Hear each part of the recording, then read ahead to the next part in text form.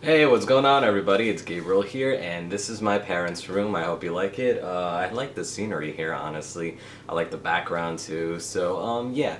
Anyways, this week I finally figured it was time to come forward and talk about my first date. Yeah, I actually did have a first date, guys. The reason I didn't make a video about it sooner, because it happened last month, was because the person in question that I went on a date with found me on Facebook through my cell phone number that we shared. And so subsequently, that basically added me as transgender. And so she found my YouTube channel, my WordPress blog, my Tumblr, my Instagram, basically any social media that I shared on there. She's seen it, she scoured my entire Facebook, and she basically popped the question, not that it matters, but are you trans? In which I replied, yes, I might as well be honest. So she had no problem with that. But I was gonna make a first date video before, but due to the circumstances of her actually watching my videos, because she's seen a few of them, I felt like that would be much too soon to make a video. So first things first, I might as well come clean here. But I've been on OkCupid for several weeks now. I wasn't really looking for anything in particular, but I just wanted to see, okay, let's see what happens. I basically got a bunch of likes. Some of the likes did make me feel a little awkward, and even though I liked that person, it would be a little weird. Like, for one thing, there was recently a like from somebody that I used to go to prom back in high school, but obviously with the changes and stuff, I'm basically unrecognizable at this point. So she thought I was basically another person. She wanted to basically, get things going, say hi, and basically see where it takes us. And while we do have a lot in common, I would find it very weird to pass myself as somebody else while knowing a history together and that I can't really share due to this. So I basically glanced over that person, which I'm sorry, but I just can't get over the past like that. I'm not at that point yet. But anyways, I digress. So this person liked my profile. I scoured theirs. They seemed like pretty cool. So I liked them, and this person basically took the initiative right away. Like, I was still basically way too shy to basically type up a message, say, hey, how are you? I see that you like this, this, and this. And basically, she started the conversation, and we started rolling with it. Sometimes she wouldn't respond for several days, but like I said, I wasn't really looking for anything or expecting anything out of it. I just wanted to see what was out there. So we started talking for a bit, and she asked if I wanted to text her. I was like, okay. So we texted for a bit, and she, once Deadpool came out, like, I told her, like, what I was doing, like, keeping her in touch, opening up about myself a bit, and, like, talking about ourselves and what we liked, and how I told her that I went with my friend to go see Deadpool, and she basically said, oh, I haven't seen Deadpool, that movie's gonna be the shit. I was like, yeah, you're gonna enjoy it. And then at some point in the conversation, she's like, would you like to see Deadpool with me, even though you already seen it? Now, that movie was good. That I was like 10/10, would see again. So I was like, yeah, sure, why not? I didn't even think of it as a date, because the fact that date and me just don't really go together, because I've been rejected so much. And I still hold over the past with me as, like, I'm still the same person, even though not physically so. So I basically have my past, like, literally lingering around me and be like, who would want to date me?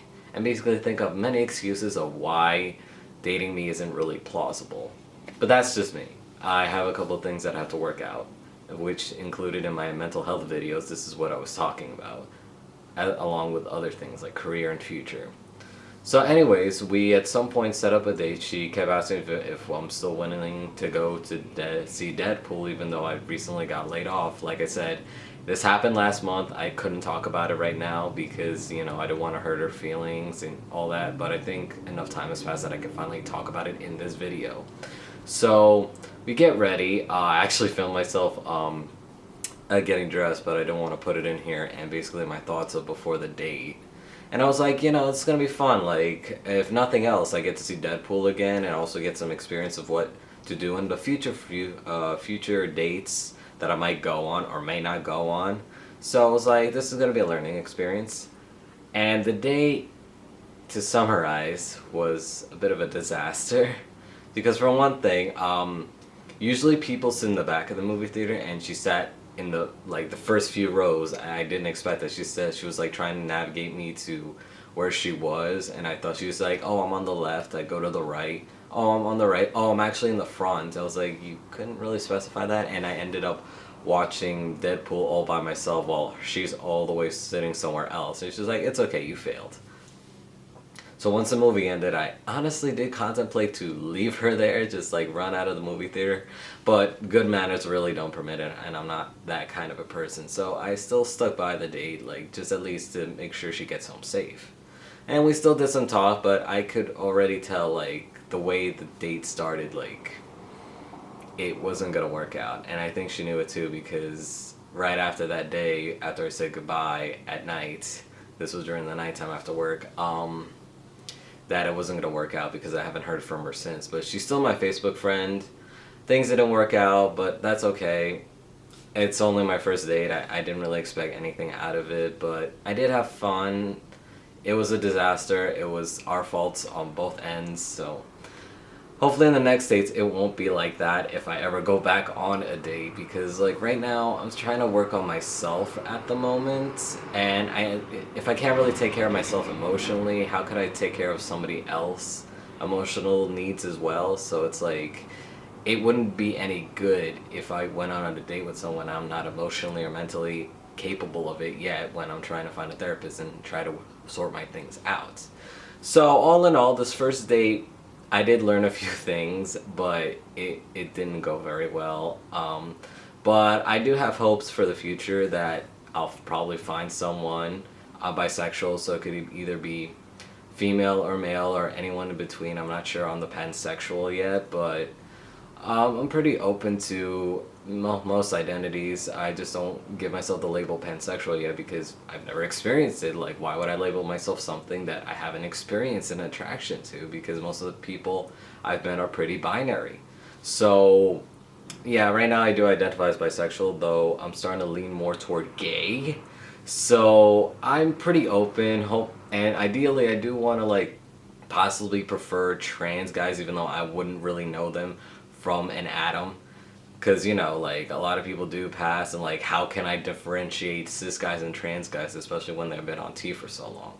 So I'm guessing, like, I'm starting to turn more gay and starting to have less interest in women, so who knows? Like, maybe in the future you'll get to see them if I ever start dating. So I just want to talk about my first date that happened a couple of weeks back, why I couldn't talk about it and stuff. And I hope you guys learned something, because I certainly did.